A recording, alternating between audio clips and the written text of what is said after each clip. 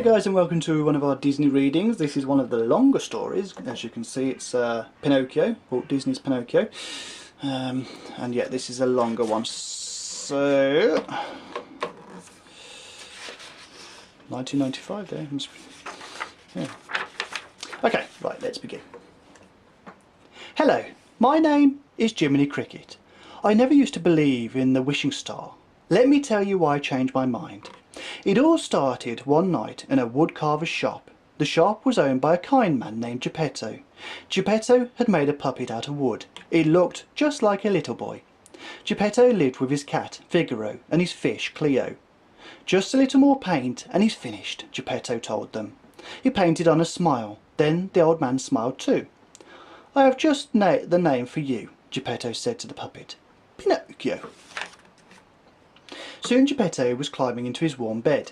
Suddenly he pointed to the brightest star in the sky. Look, Figaro, it's the wishing star.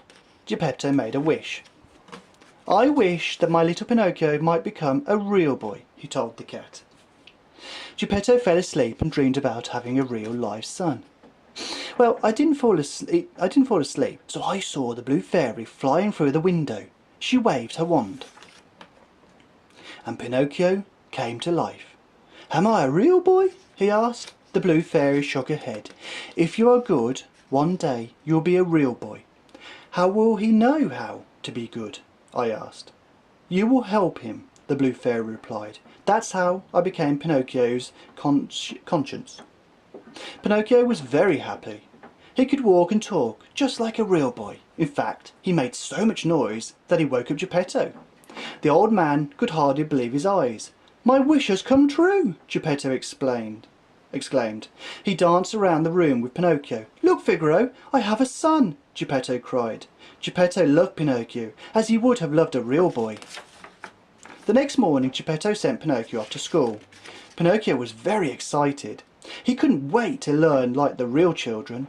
Two rascals saw Pinocchio walking to school. One was a sly fox named Honest John. But Honest John was not honest at all. The other was a mean cat called Gideon. Honest John exclaimed, A puppet who moves without strings? We can make a fortune out of him. Gideon agreed. The fox and the cat told Pinocchio to come with them. Honest John said, You will be the star of Stromboli's puppet show. But I have to go to school, Pinocchio replied. Actors don't need school. Come with us. We'll show you the easy road to success, the sly fox promised. So Pinocchio went with Honest John and Gideon. I spent the day looking for Pinocchio. I finally found him at Stromboli's puppet show.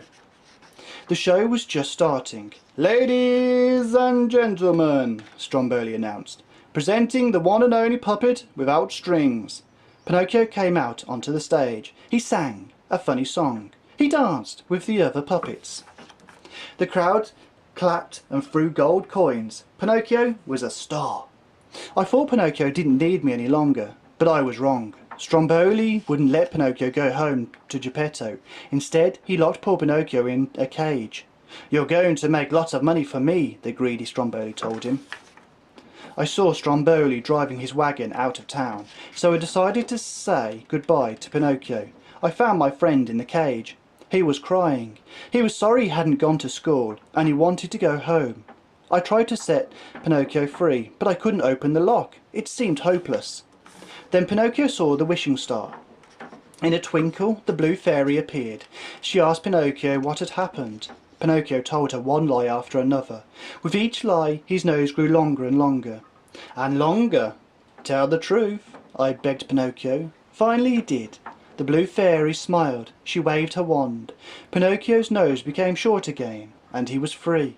Remember, said the blue fairy, a boy who won't be good might as well be made of wood.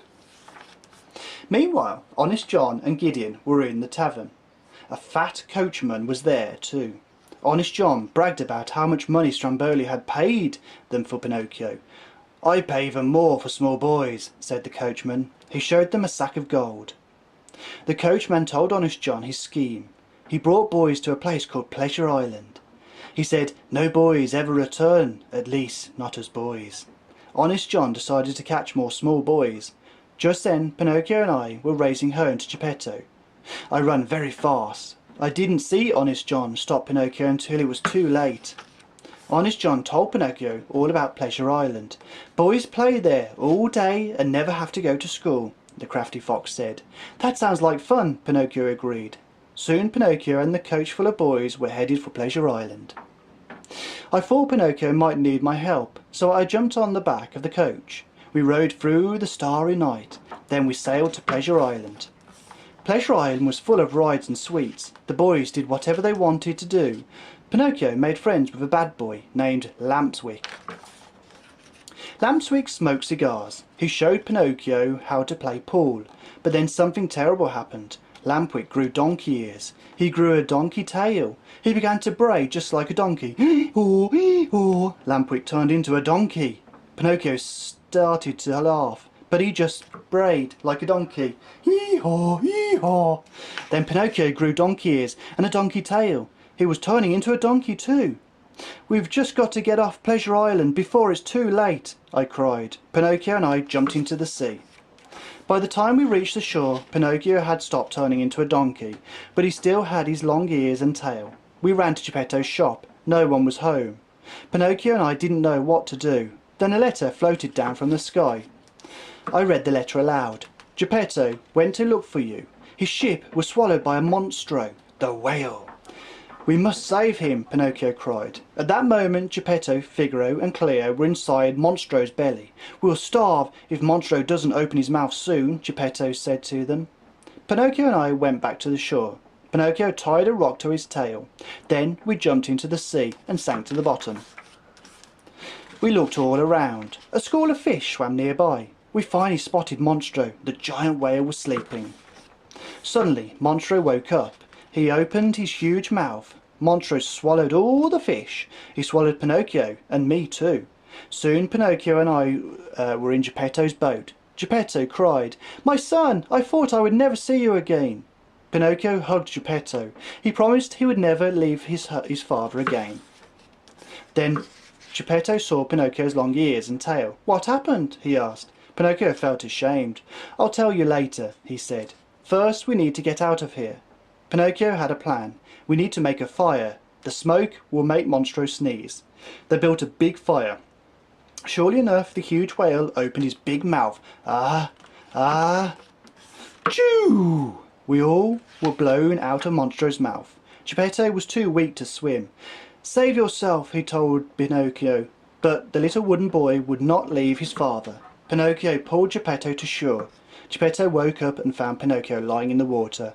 Pinocchio didn't move at all. Geppetto took Pinocchio home. He put the little wooden boy on his bed. Geppetto wept.